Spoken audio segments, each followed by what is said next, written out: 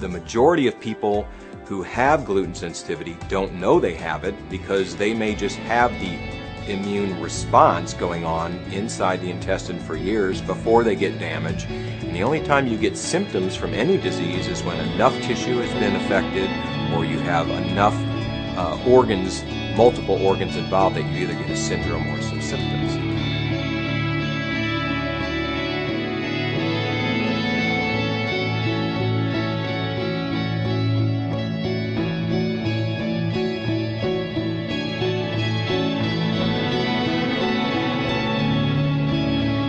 Research estimates that as many as 75 million Americans have symptomatic non-celiac gluten sensitivity.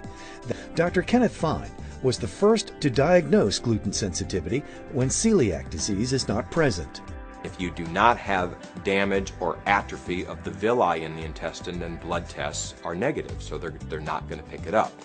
And so moving forward in technology, when we found out that 5 to 7 times more often these antibodies are inside the intestine, the stool test has become the mainstay of the most sensitive measure of the anti-gliadin. We're talking about 50%, 50, of the entire population can react to gluten, and about half of those are symptomatic in some way, whether that be irritable bowel syndrome, colitis, an autoimmune syndrome, headaches, chronic fatigue, depression, etc.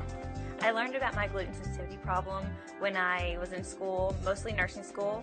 I had problems concentrating, staying focused, and I also had a lot of stomach issues. So went into a gluten-free diet, and then I retested a year later and saw I wasn't malabsorbing anything. I was able to concentrate, stay focused, no stomach problems. I couldn't believe after eliminating gluten for the first month that my stomach problem, the pain that I had always had all my life, just disappeared. And some of the other problems just slowly started disappearing.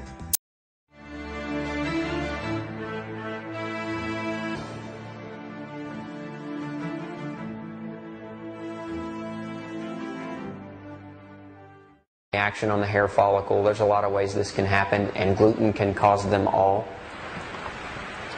We can get sleep disturbance. Very, very common symptom of gluten exposure, and we can have headache as a result of hormone disruption.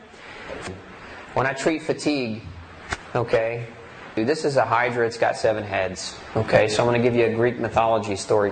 When you chop off a head of a hydra, what happens?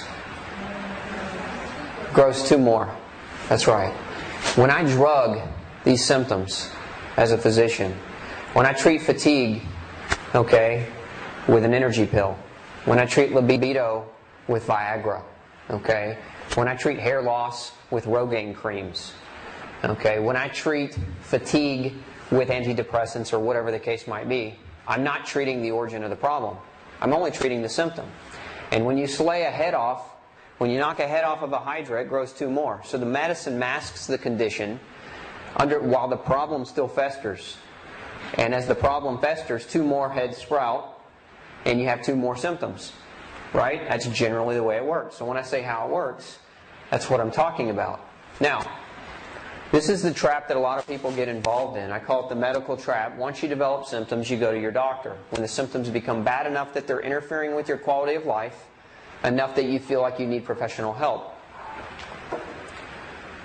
Typically, a trip to the doctor is always, I shouldn't say always, because some doctors don't always do this, but most doctors do. They're going to prescribe you something. You're going in there, they're assuming that you're expecting a drug to fix your problem, and so they're writing you a prescription.